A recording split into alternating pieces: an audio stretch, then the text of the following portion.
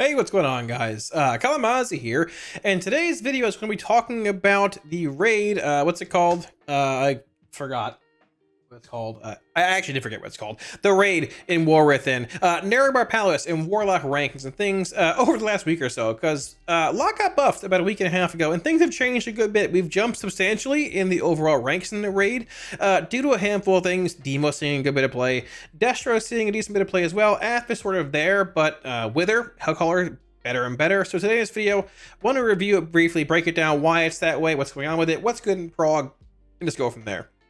If you guys want any Week Wars or add-ons, profiles, links to Twitch, Discord, and the website down below, as well as up here somewhere. And if you're curious about this, we're doing giveaways on Twitter for the Hate, Fury, Blaze cycle. I think it's what's called the motorcycle, the Mountain Dew thing, and all that kind of stuff on Twitch, or well, on Twitter and on stream. If you want to come by on Twitch and do that, I do stream on Twitch and YouTube, but I can't do it on YouTube because the bot is sort of broken. If you want to enter the giveaway when I'm live, be free to come by Twitch, link down below and all that kind of stuff. And on Twitter, it's available now.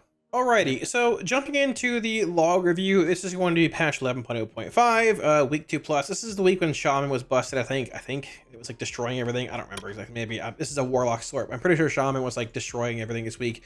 This is going to be week 2+, so it's basically the last 2 weeks, I believe, give or take, looking at Warlock stuff. Now, when it comes to a couple fights, I want to first mention that demonology is seen here on a decent bit of fights. There is a difference between a progression-oriented spec and build and overall damage. Now, at times, they both come together. Look at demonology the past few tiers on a handful of fights. It's been good in both settings. But when it comes to progression, sometimes toolkits, like Destro's toolkit for example, compared to like, demos, are better in progression-based settings than overall damage, pad farm-based settings. Sometimes they come together, but important to drive that home.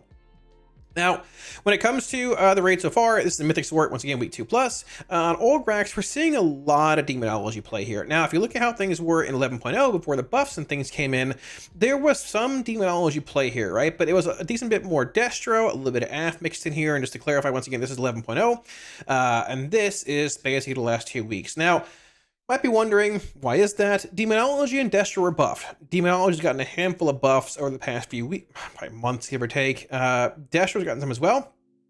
Destro is very mobile, Shadowburn play, all that, and is currently, I believe, unless things changed, our highest simming spec.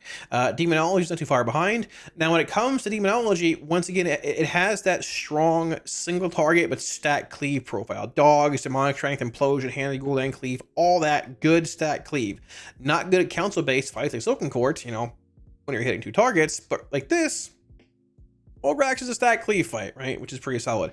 Destro at the same time can get solid Infernal Cleave, the Cataclysm, Infernal, Cataclysm, Rain of Fire Cleave, all that in the mission on the bugs, and that's important to drive home too. But I want to sort by overall boss damage here. So we have like some demo parses up here, 2.1, basically 2.2, 2.1, give or take, with 1 Destro mixed in. But if you filter by boss damage, things do look a little different. You're looking at a lot of just basic Destro stuff. An Ath Parks here, also mixed in, playing pretty much a single target AF build here. Haunted, Proof Haunt, Drain, so all that is a single target AF. Soul Harvest stuff, and a lot of destruction. Now, Destro can get solid cleave on the ads in your mission by putting a Kata down. You can hold your Infernal for it if you want, if you really care, or you can just Infernal the boss. If you're going for like overall flashy numbers and like parsing and things, Demonology looks to be the way to go, right? The highest Demonology parser, though, is sitting at 1.098. I'm not even sure where this is sitting when it comes to like overall damage here. Not even in the top 10. A lot of this damage is based around the ads, imploding the ads in the mission, cleaving them down, which if you're going for overall damage, that's fine. Once again, not a big deal if you want to parse. You're playing demonology here, typically cleaving things down, that's okay. But when it comes to like more of a boss damage, progression-based kind of mindset, if you don't care about ad damage, Destro and Ath are doing pretty well here overall. I have pulled up Lorgs as well. This is a website. It's Lorgs, LORRGS.io. If you haven't seen this before, this basically takes data from Warcraft logs and shows you every single player, where they're CDing. You can filter by Tyrant, Grimoire, whatever spec you want. You want to do AF, you want to do Demo. It is Lorgs, LORRGS.io. You can see their timings on Infernal, whatever CD you want, and you can, for example, with my cursor down here, you can see these parses here on Olgrax. Danis, I believe, is Top parse. There you go. So you can go onto this log individually and break down their CDs. You can just go to lorgs. Look where they CD'd here. And for the most part, it's pretty similar. Some actual pulls and things right here don't actually CD the intermission. This is the intermission mark, I believe, roughly right around here. Might be a little later on, actually. I don't know exactly. Might be a little later on, actually. I don't know completely. By the way, there is a bit of variance here. When it came to progression on this fight, I played Demonology on it, but I did not actually CD the intermission with Tyrant. I just saved for the boss and blasted it down. Lo and behold, we killed the boss. Boss damage was good. Overall, not the best, but you know, it is what it is. So a bit of a breakdown of like progression, kind of like damage, relative damage versus AoE. But once again, all racks. Overall damage, Demo looking good. If you're looking for boss damage, Destro and Af looking good, but Demo also not too bad. Moving on to Bloodbound Horror here. Once again, this is the 11.05 logs, current logs right now. A lot of Destro, some Af, and a little bit of Demonology here. The Demo builds are indeed playing Dreadlash and things. A little more cleave oriented, which is like, you know, you can get good cleave on the ads in the intermission. The Destro builds, though, just basically a single target Destro. Just playing Havoc. Not playing a point in Chaos Incarnate, going into Havoc. It's been good in the fight for a while. You can cat the ads, cleave them down, cleave the boss down. A 330 kill is pretty, I'd say, average for this boss overall when it comes to kill times. Now going into lorgs and things, you'll notice that not everybody is actually infernaling at 0 and 2 on this fight. Now, if you're playing Spymaster, for example, a great example of this here, right? It's not necessarily the best. If you're only getting 2 infernals in this fight, like in a 330 kill, you're going to go, even in an optimal scenario, you're going to go, you know, 0, 2, 4. The fight ends at 330 though. There very well could be a spot where you get more value infernaling later on. For example, going down with the ads possibly. The longer you wait, the more stacks you get on your Spymaster. So you see here 228, 234, 220, or 233. Here is infernaling, I think, at 330, which there's a bit of a longer pull at 405. But a great example here of like, the fight might end at 405, but if you're infernaling at 0, then 2, and then 4, you're not getting any infernal value at number 3. So it's a 2 infernal fight holding to the end here. It's actually pretty solid. More Spymaster stacks, the same infernal value, if you can get it in a relevant cleave window. So important to keep in mind there when you're playing Destro or Af, whatever would have you. Af, a similar sort here, I would assume as well. When it comes to Bloodbound, yeah, Dark Lair at basically 20-ish and Dark Lair at 235, 240, somewhere a little later here, but around the same window, give or take, depending on what you're doing, right? When it comes to actual Sikron damage, a lot of Destro here, some Demo good in single target. Some are playing Candle here. I think Candle is good for Demonology if it is a single target fight for Demo. Okay in cleave fight for Demo, but much better in single target if you can stand in melee as well. If you're not in melee or it's a cleave based fight, I just play something else personally. I'm not a huge fan of Candle, but it can be good in the right setting. Destro here though, just highest simming single target spec, very mobile. As far as the builds are concerned, you're just playing, I mean, the regular straight up single target build. Let me zoom in a bit here if I can as well. The regular just straight up single target build, nothing really changing here. Some are indeed still playing Reign of Chaos, and this is where things differ a little bit. Now, Crashing Chaos does indeed sim higher when it comes comparatively to Reign of Chaos. From what I've seen and heard in sims, even if you end up losing, I believe it's 2 stacks of Crashing Chaos in that window, it's still better than playing Reign of Chaos. Reign of Chaos might have a bit of a higher high end, depending where things go, but also a lower low end, depending if things proc early on or not for you. They're both pretty close. I'd probably lean Crashing on Sikron and maybe as well on Nexus Princess, which we'll get to in a minute here. But either way, basically all, you know, top 10 here for the most part, all playing Reign of Chaos, barring 2 being Demo based. Rashanon. Now this is interesting. So when it comes to Rashanon, we can go back to 11.0. Rashanon's a weird one because there were a lot of Rashanon parses early on that were Demo based. There was some Destro stuff, but a lot of it was cleave based. And from what I understand, what happened with Rashanon was that they went in and made add cleave damage irrelevant. They removed the add cleave damage from parses, so basically you were doing like a single target fight. You were actually, you know, you cleave the ads in game, but the cleave value didn't matter in parses overall. And while I'm not against that at certain points, I mean, parsing is just sort of gimmicky regardless in WoW at this point, right? Well, I'm not totally against that.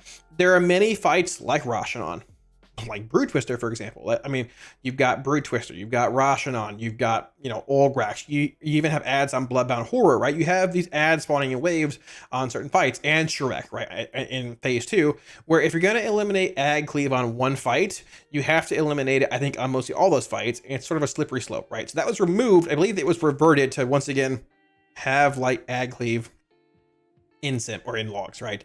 When it comes to this fight overall, I mean, you're looking at just a wall of demonology here. It's just a solid cleave fight. Once again, demo good at single target, stat cleave, which is what the ads spawn this fight. Just good overall stacked single target. If you filter by boss damage, though, when it comes to Rashanon, let's roll down a little bit. It is a wall of destruction with a little bit of demonology mixed in, getting 3 PIs here. Destro, very mobile. Shadowburn play, Reign of Chaos play, which is a little bit of cleave in this fight too. A couple Crashing Chaos in here, but a lot of Reign of Chaos play, which can just cleave the ads if there's an Infernal lining up there. Not even sure if there is exactly, but when it comes to that, relevant boss damage and all that, if you're looking for that, Destruction is seeing a lot more overall value when it comes to boss damage, right? Filtering back to overall, though, once again, if you're looking to parse in this fight, I mean, it's basically a demonology world. Come in there, big demonic strengths, implosions, all that, and just, pound it down, right? Brood Twister is an interesting fight. So Brood Twister, during early progression, it was a lot of demonology play. There's still a lot of demonology play in this fight. We ended up having one of us, I played demonology, the other Warlock ended up playing destruction for a bit more worm cleave and boss damage, right? When it comes to boss damage, I would venture to guess there's not a lot of demonology here. I could be wrong. I haven't looked at Rashanon, actually, or Brood Twister. There is actually none, which is surprising.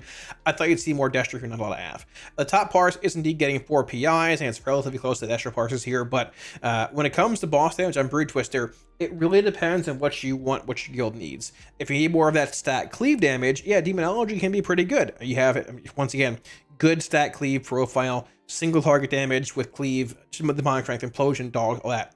Pretty mobile. The core reversion gives demonology a lot of movement in this fight as well. If you want more like worm cleave or boss damage with a little bit of cleave mixed in, you can play Destro. There's even AF. And when it comes to playing AF, you're looking at playing a Soul Harvester build here. And look at the build. It's just a single target build. Because you can get some PS cleave, you can get some seed, throw a seed in some ads, get some rapture cleave, soul rot. You're playing Dark Harvest here, but you're playing Dark Harvest in single target regardless. I think you're playing Death's Embrace. Well, you're playing it. I don't think you're playing Ravenous in single target, but I mean, it's almost one and the same at that point, right?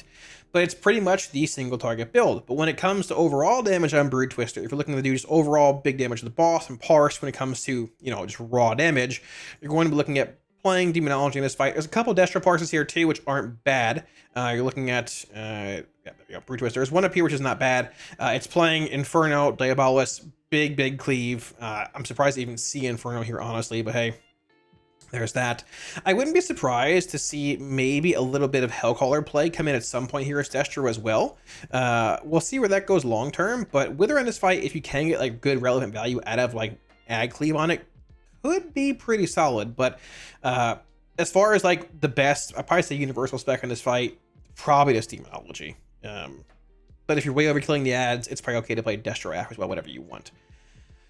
When it comes to Nexus Princess, so there's a lot of Destro and a lot of Demo here. Demonology, this is 11.0 to show these logs here. Demonology was rising up a good bit on Nexus Princess towards the end of patch 11.0 before, the buffs hit a few weeks ago, right? Now, with those buffs, brought more destruction value. Destro, once again, very mobile, shadow burn damage, all that. Plus, it is currently our highest enemy spec in single target. This fight, pretty mobile, requires a lot of movement, especially in the intermission with, the night phase and all that kind of stuff, right? Both are doing good here, both getting 3 PIs. When it comes to kill time, 609, 615, this is actually a very fast kill.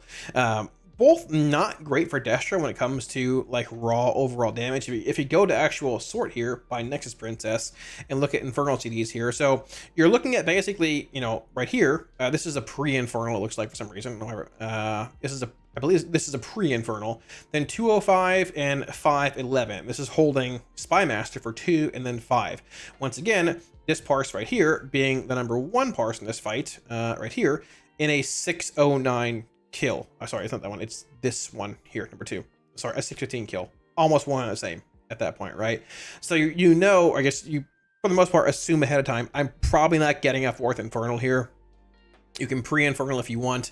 I don't know why I did that, honestly, not really sure. But you can pre-infernal if you want, basically 0, 2, and then this last infernal, they hold to about the 5-15 mark, accruing more stacks of Spymaster's Web, popping it later on, but once again, not really losing much infernal value. If they had gone 0, 2, 4, you might have gotten a little bit of like a 4th infernal in, but you'd have less Spymaster stacks, you wouldn't get full value, and at the same time, it might line up awkwardly depending on what happens in the fight at that point and everything else.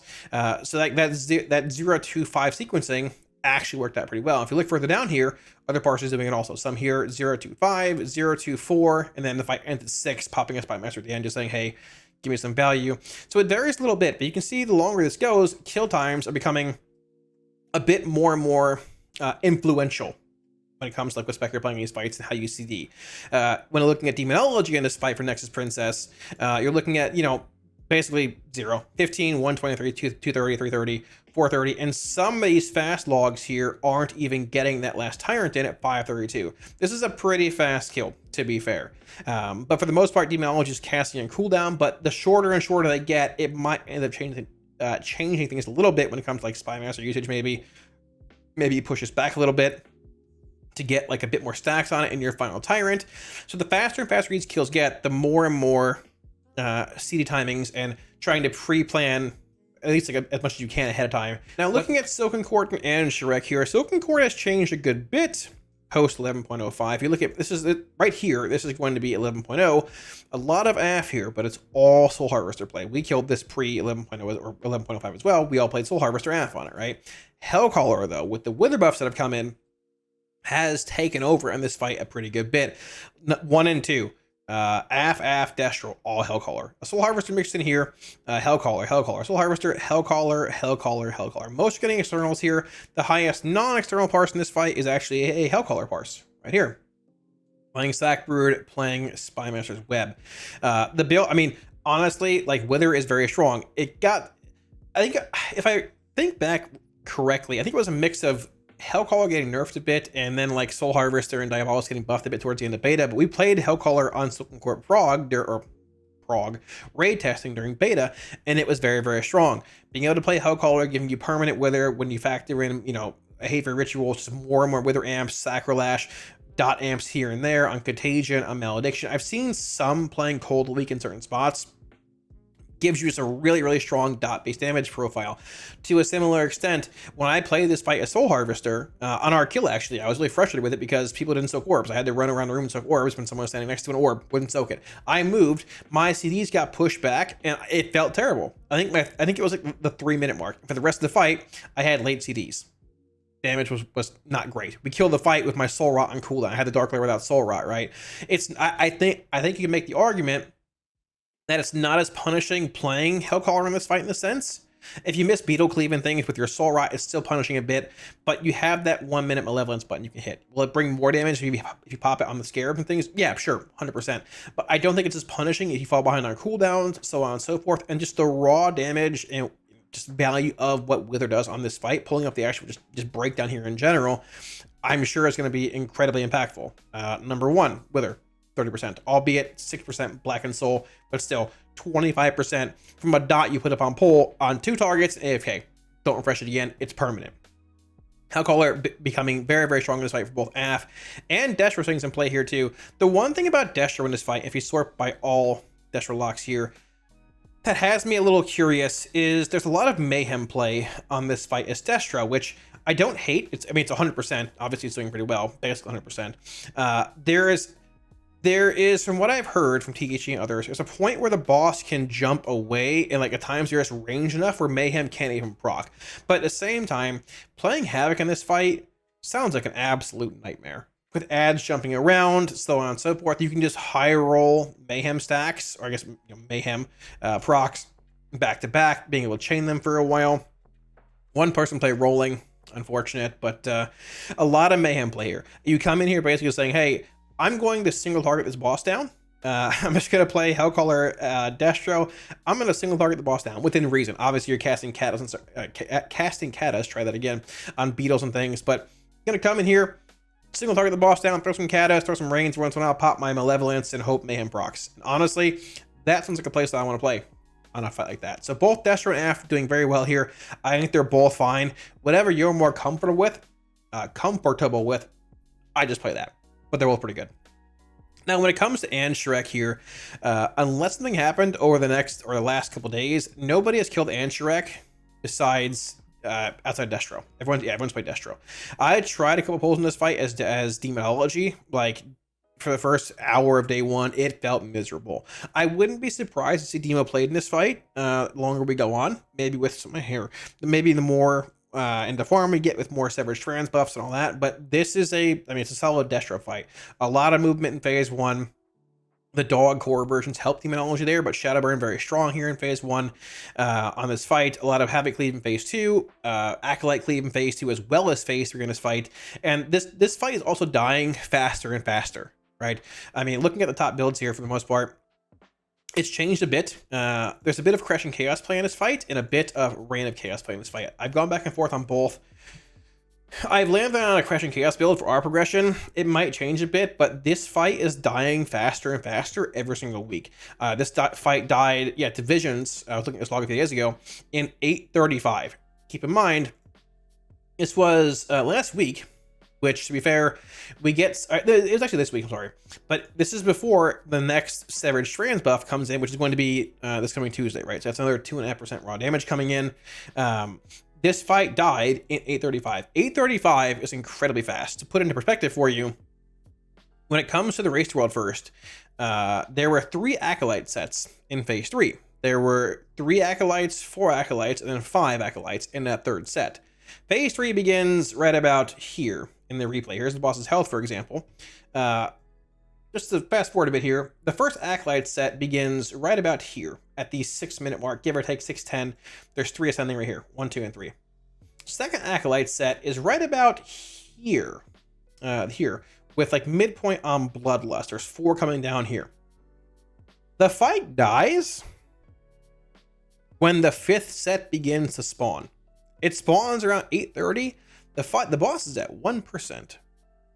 So you're skipping this third Acolyte set, you're skipping the 5 essences they all drop, skipping the final wave you gotta port through, you're skipping about a third of what you saw in the final phase in the Race World First from Liquid and Echo and everybody on this fight, just speed killing the boss. Guilds are moving Lust to this point here, about 650-ish. People are deceiving like 0 to 4 and like 647, give or take, and it's nuking the boss into oblivion. And this is also without the next Severed Strands buff coming in, which is coming in, well, on Tuesday, plus another reset of gear coming in. This boss is going to actually melt when it comes to farm content and all that, which honestly is probably good. This boss is still very tough. But the longer this fight goes on, the shorter they get, and the more you remove from that final phase. So it's still a Destro fight. I don't see much changing there. I don't see it as a good ass fight in general, but if you're interested in that, during farm, maybe we'll try out Demo if they're the boss again. But from what I tried initially, didn't feel very good as Demonology, tried and true Destro fight, but hopefully that helps summarize a little bit on what's going on in this tier.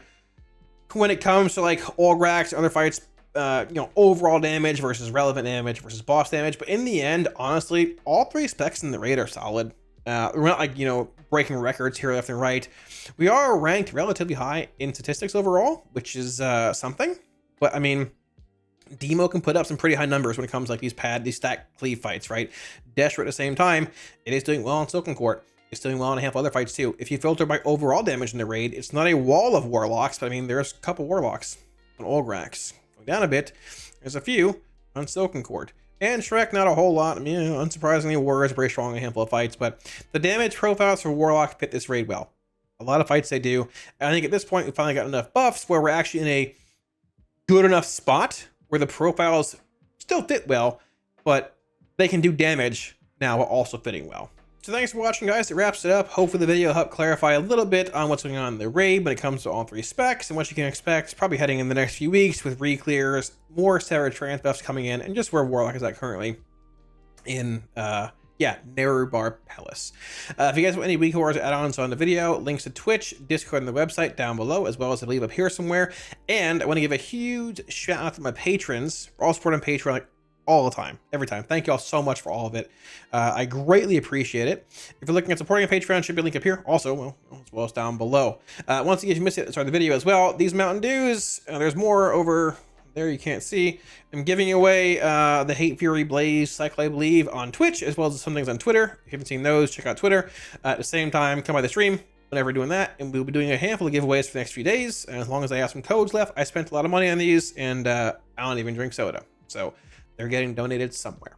But all that being said, thanks for watching, guys. If you liked the video, hit the like and sub button below. Helps out a ton, and I'll catch you all again soon on stream. Peace.